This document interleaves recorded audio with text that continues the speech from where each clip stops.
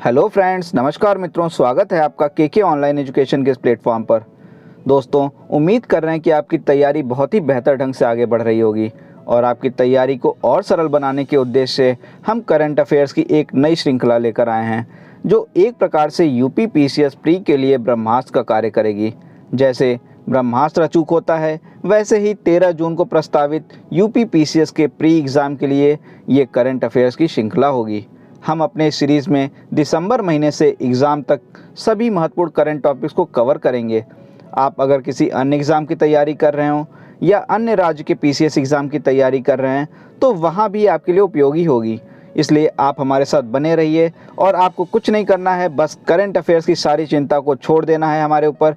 Channel को subscribe करना है, नोटिफिकेशन की घंटी को बजा दीजिए, जिससे हर एक वीडियो के बारे में आपको टाइमली नोटिफिकेशन मिलता रहे। और दोस्तों, फिर से आपका स्वागत है केके ऑनलाइन एजुकेशन पर और शुरू करते हैं अपना आज का वीडियो।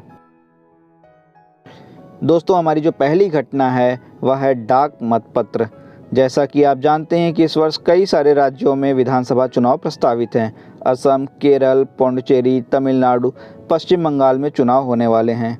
पश्चिम बंगाल में दीदी का और भाजपा का काफ़ी आप सुनते रहते हैं। तमिलनाडु में भी आपने देखा है भाजपा और सत्ताधारी दल का गठबंधन हुआ है। तो इन्हीं चुनाव से संबंधित ये न्यूज़ है। भारत निर्वाचन आयोग ने कानून मंत्रालय को पत्र लिखकर असम, केरल, पुडुचेरी, तमिलनाडु और पश्चिम बंगाल में होने वाले विधानसभा चुनाव के लिए जो भी पात्र एनआरआई हैं, जो भी भारत के विदेशी नागरिक हैं, उनको यहाँ पर वोट देने की अनुमति देने का प्रस्ताव दिया है। जैसे वे डाक के माध्यम से इलेक्ट्रॉनिक रूप में अपने जो भी उनके पसंदीदा उम्मीदवार हैं उनका चयन करें और डाक के माध्यम से उसे भेज दें। और इसके लिए उन्होंने 1961 का जो चुनाव नियम है उसमें संशोधन करने का प्रस्ताव दिया है। तो यहाँ पर अगर हम संभावित प्रश्नों की बात करें तो एक संभावित प्रश्न तो ये बनता है कि डाक मतपत्र का संबंध किससे है। तो इसका संबंध किससे होगा? जो भी हमारे एनआरआई हैं उनको वोट देने की सुविधा देने से इसका संबंध है। दूसरा ये प्रश्न हो सकता है कि चुनाव आयोग ने किस नियम में परिवर्तन का प्रस्ताव दिया है। तो इसका उत्तर क्या होगा? चुनाव नियम 1961 में। और ये प्रस्ताव किसको दिया है चुनाव आयोग ने? तो यह प्रस्ताव कानून मंत्रालय को दिया गया है। चलिए आगे बढ़ते हैं और देखते हैं हमारी अगली न्यूज़ को। हमारी अगली न्यूज़ जो है वो शूलपनेश्वर वन्यजीव अभयारण्य से संबंधित है। आदिवासी समुदायों ने प्रधानमंत्री नरेंद्र मोदी से नर्मदा जिले के शूलपनेश्वर अभयारण्य के आसपास के 121 गांवों के पर्यावरण के प्रति संवेदनशील क्षेत्र के रूप में वर्गीकृत किए जाने की केंद्र की अधिसूचना को वापस लेने का आग्रह किया है। शूलपनेश्वर वन्यजीव अभयारण्य की अगर हम बात करते हैं तो यह गुजरात राज्य में स्थित है। यह नर्मदा नदी के दक्षिण में पश्चिम सतपुड़ा रेंज में स्थित है और मध्य प्रदेश और महाराष्ट्र के साथ एक सीमा को साझा करता है। अगर हम बात करें कि आदिवासी इसका विरोध किस लिए कर रहे हैं, तो आप जानते हैं कि अगर किसी क्षेत्र को पर्यावरण के प्रति संवेदनशील क्षेत्र में घोषित कर दिया जाए तो वहाँ पर वाणिज्यिक, औद्योगिक, आवासीय गतिविधियों पर उस प्रकार से नियंत्रण या प्रतिबंध लग जाता है। और यही डर आदिवासियों को है कि इससे उनके आवासीय क्षेत्र को हानि हो सकती है या फिर कोई भूमि हस्तांतरित अगर करनी है तो इसके लिए उन्हें राज्य सरकार से अनुमोदन प्राप्त करना पड़ेगा। तो यही देखते हुए आदिवासी जो हैं इसका विरोध कर रहे हैं और उन्होंने इस अधिसूचना को वापस लेने की मांग की है। और अगर हम बात करें जो संभावित प्रश्न हो सकते हैं तो एक तो सिंपल प्रश्न यही हो सकता है कि शूलपनेश्वर वन्यजीव अभयारण्य किस राज्य में स्थित है। तो आपका जवाब क्या होगा? यह गुजरात राज्य में स्थित है। किस रेंज में है ये भी पूछा जा सकता है, तो सतपुड़ा के रेंज में है। और दूसरा, किस लिए यह चर्चा में है, तो इसका जवाब भी अब आप आसानी से दे सकते हैं। चलिए आगे बढ़ते हैं और देखते हैं हमारी अगली न्यूज़ को। बात करते हैं रोशनी अधिनियम की।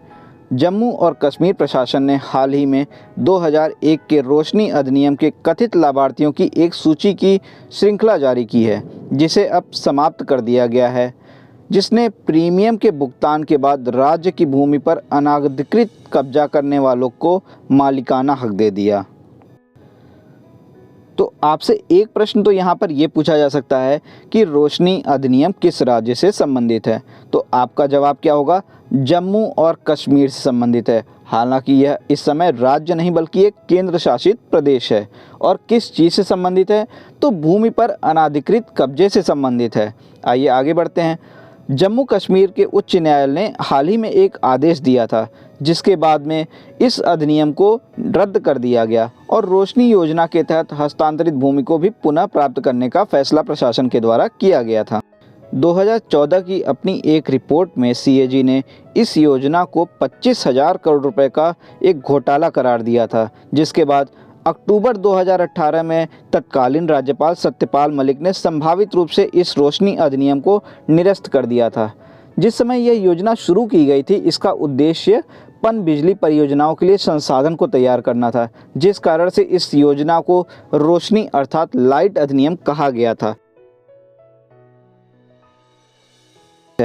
हाल ही में कर्नाटक उच्च न्यायालय के द्वारा एक अवलोकन के बाद वयस्क व्यक्ति को अपनी पसंद के व्यक्ति से शादी करने के अधिकार को एक मौलिक अधिकार का दर्जा दिया गया, जिसे किसी भी जाति या धर्म के आधार पर अस्वीकार नहीं किया जा सकता। तो आपके प्रश्न यहाँ पर ये हो सकते हैं कि एक तो किस उच्च न्यायालय के द्वारा किया गया? तो जवाब होगा कर्नाटक उच्च न्यायालय के द्वारा। और मौलिक अधिकार किसे कहा गया? तो विवाह के अधिकार को मौलिक अधिकार कहा गया। हमारी अगली महत्वपूर्ण घटना भी कर्नाटक से ही संबंधित है। कर्नाटक पशुवध की रोकथाम और मवेशी संरक्षण विधेयक 2020। इस विधेयक को भाजपा सरकार ने कांग्रेस और जनता दल सेकुलर के कड़े विरोध के बीच 9 दिसंबर 2020 को पारित कर दिया। तो आपसे यहाँ पर प्रश्न ये पूछा जा सकता है कि किस राज्य में पशुवध की रोकथाम और मवेशी संरक्षण विधेयक को पारित किया गया है? तो आपका जवाब होगा कर्नाटक। वहीं इस विधेयक में गो हत्या को एक संज्ञेय अपराध के रूप में करार दिया गया है और इसका उल्लंघन करने पर 3 से 7 साल के कारावास की सजा का प्रावधान किया गया है। हमारी अगली महत्वपूर्ण न्यूज़ जो है वो है शक्ति अधिनियम।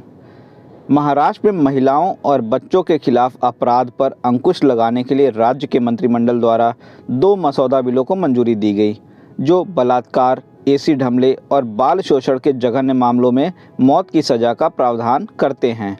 तो आपसे एक प्रश्न यहाँ पर यह बनता है कि शक्ति अधिनियम किसके द्वारा लाया गया है? तो इसका जवाब क्या होगा? इसका जवाब होगा महाराष्ट्र सरकार के द्वारा। और किससे संबंधित है? तो यह महिलाओं और बच्चों के उत्पीड़न के खिलाफ, जो भी उत्पीड़न के केसेस होते हैं उसके खिलाफ ये प्रावधान करता है। ऐसा ही एक अधिनियम आंध्र प्रदेश की सरकार द्वारा भी बनाया गया था, जिसे दिशा अधिनियम के नाम से जाना जाता है।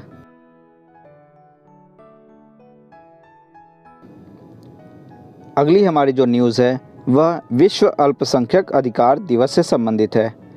राष्ट्रीय अल्पसंख्यक आयोग ने 18 दिसंबर 2020 को विश्व अल्पसंख्यक अधिकार दिवस मनाया।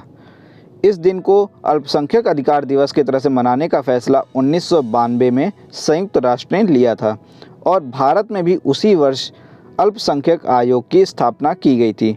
वहीं अगर हम बात करते हैं भारत में अल्पसंख्यकों से संबंधित मामलों के मंत्रालय की, तो इसको 2006 में 26 जनवरी के दिन बनाया गया था और इसे सामाजिक न्याय और अधिकारिता मंत्रालय से अलग कर बनाया गया था।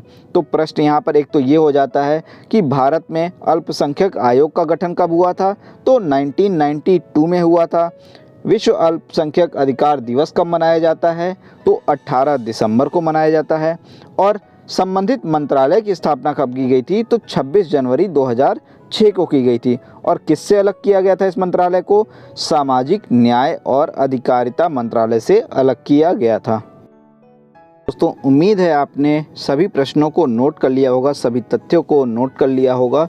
और हम इस वीडियो को बहुत ज़्यादा लंबा नहीं बनाएंगे, क्योंकि आप अगर डेली 10 से 15 मिनट भी देते हैं करंट अफेयर्स को, एग्ज़ाम तक आपका सभी प्रश्न तैयार रहेगा। इसलिए इस वीडियो को हम कोशिश करेंगे कि 10 मिनट तक के ही रेंज में रखा जाए। और उम्मीद कर रहे हैं कि आपने चैनल को ज़रूर सब्सक्राइब कर लिया होगा, और अगर अभी तक आपने नहीं किया है तो ज़रूर अभी से सब्सक्राइब कर लें। साथ ही नोटिफिकेशन का बेल आइकॉन का बटन भी ज़रूर दबा दें, जिससे आपको हर एक वीडियो का नोटिफिकेशन टाइमली मिल जाए। आप प्लेलिस्ट से जीएस के सभी सब्जेक्ट्स के भी वीडियो देख सकते हैं। तो दोस्तों, आज के लिए इतना ही रहने देते हैं। Thank you. Have a